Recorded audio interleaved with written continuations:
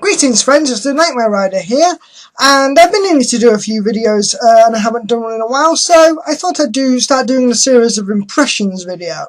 Tokusatsu is the main thing I keep watch of these days, and I'm starting to get into a bit more anime that I watch frequently, that I can watch legally, so I thought I'd make just impressions videos every now and again for the episodes that I think I can particularly comment on. I think I'll make a start by suggesting and saying that I am starting to rewatch Kamen Rider Decade. This was the first Kamen Rider series that I got into, and so considering how much people seem to hate it and how much criticism it gets, I thought since I went into it blind the first time, not knowing anything about Kamen Rider at all, I think that it's best that I rewatch this series to get a better grasp of what it's like and perhaps see if my impressions actually change because I've seen other Kamen Rider series. I'm now well versed in what the Kamen Rider franchise has to offer, the good, bad and the ugly of the series, and I just want to see where my personal opinions lie. However, one thing I will make sure to do is that I will not compare it to the Riders of Decade to the Riders in their own individual series. Even though some of them do cameo, and that's a whole big headache in itself, I will still judge these characters on their own merits as if it was a stand-alone series. That's how I did the first time, and this is how I'm going to do now. These are alternate universe riders, and they should work on their own merits, not because they are better or worse than the rider series they are from. So far, I'm seeing a few key pros and cons when it comes to Decade. The main problem is that it's never really established how connecting with and restoring the memory of each rider world really saves it. Wataru Kurenai, the original, establishes it in the first episode that the worlds are colliding and that Decade has the potential to be either the saviour or the destroyer of these worlds. And I can see that. Tsukasa is a lot like Tendo Soji from Kamen Rider Kabuto, because he is quite an arrogant character at first. He's highly skilled. You know, in the first episode, people are trying to hit him because he's taking bad photographs, and he just completely dodges them. And he's a very powerful rider, sometimes upstaging the other riders, but I'll get to that when it comes to it. But he always seems to have method behind his madness. He always seems to have something up his sleeve, and that he's always taking in information. He's learning about the rider world, and he is just generally learning about everything, how it works, what the riders' motivations are, what their goals and aspirations are, why they fight, etc., etc. And so he is just passing through Kamen Rider, but he always has a method to his madness, and that is what I like about him. And to be perfectly fair, Tendo Soji, as much as everyone loves Kabuto, you have to admit Tendo Soji was kind of a bit of a Gary Stu as well. I'll see if Tsukasa turns out that way later on. I suspect he will. I remember him being a Gary Stu, honestly, but Tendo is not much better. He does have the human character who can really kind of tie him and make him more likeable, as well as just being generally awesome. And I do feel that Tsukasa has it as well. He has Natsumi. Natsumi is a lifelong friend. She knows how to put him in his place sometimes and just kind of scold him for getting too arrogant. And she plays a decent part in the movie, but I'll get to that when I come to it.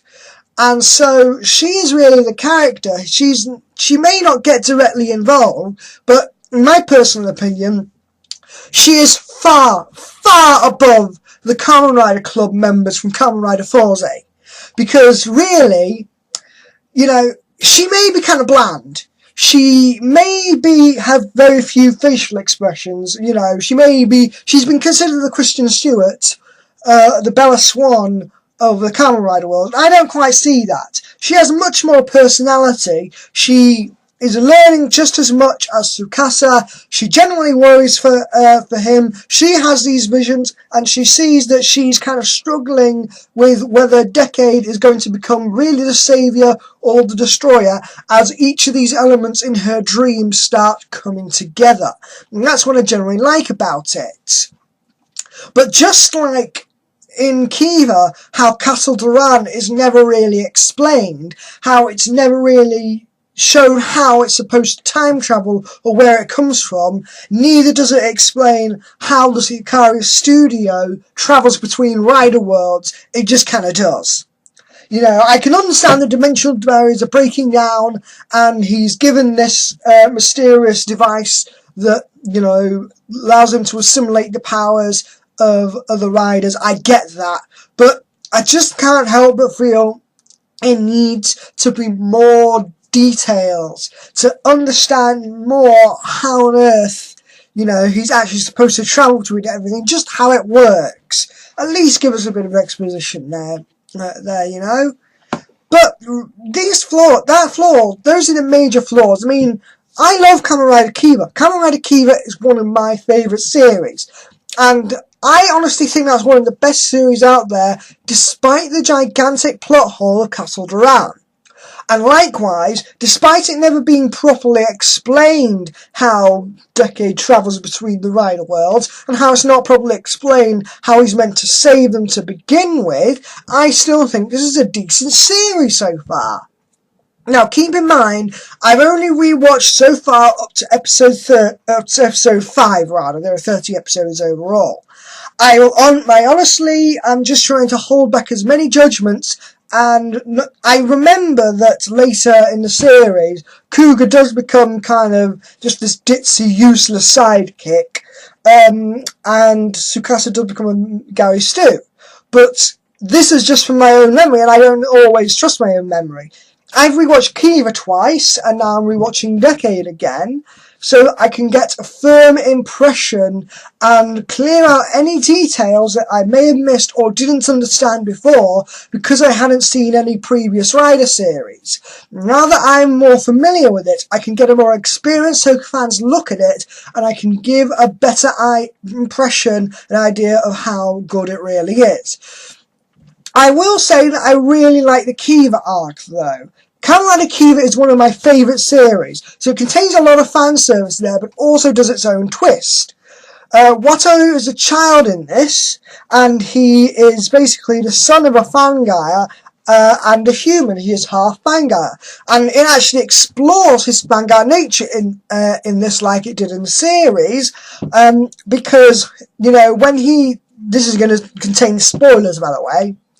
When he is robbed of the Kivat belt and Kivat bat by his father, he actually almost resorts to killing Yusuke, by feeding on him like a Fangire would. And he has a lot of conflict. He doesn't want the Fangire and humans to fight. He wants them to coexist and have laws in place that makes them peaceful together and coexist. And largely that is the case. It has a few of the key characters from Kiva and the key Fangire, especially the arms monsters, you know, turn up here, and it really asks, is it possible for the human and the Fangire to coexist? And I feel that Tsukasa reminding Wataru of why he does that, and how his honesty and his desire to really go and make a balance between the human and Fangire, that really speaks to me, and I really think that was well done. Considering it's only a 2-episode story arc, I find that they're handling plot details a lot better than they are with Kamen Rider Forze, because with Forze, it sets up all these great villains that could be useful, with few overarching villains that don't really do a lot, and it just has them around for 2 episodes, gives them a potential great character, and then just completely retcons it in the 2nd episode, meaning that it could never use the Zodiac Switch again, and you'll never see these characters again. So far, there have only been 1 or 2 actual Zodiacs who have come back and returned as characters, but they still haven't done much. I feel this works better because it's a nicely condensed short story. It builds it up, it has the main character play out, and then it moves on to the next story. So similar deal with the world of Cougar, which came before it, which I probably should have just discussed first, but oh well. In the world of Cougar, you know, Tsukasa comes, he learns about the grungy, it has some, I think it's a good representation of the Cougar world in my personal opinion, although again, it works on its own merits because it establishes Cougar's powers, it establishes how his different form changes work, the Chohenshin. It established how the grungy are numbered, it established how they're playing games with people, and it also shows that Cougar can handle his own against these monsters, and Tsukasa is just as powerful. But when Cougar has a personal crisis and someone he loves is dying, you know, he's fighting to protect the smiles of the world. He is fighting for her memory, and honours that. But then it's dragged on as a side character for some reason. But yeah, 5 episodes in, I actually don't think Kamen Rider Decade is that bad. It's going to be controversial, I know, but that's my opinion. It may change, I may feel differently as the series goes on, and may feel different for each character arc, but I think I've said enough to give you a general impression of what I feel of it. So yeah, I will see you next time for the next Rider Impressions. Safe travels!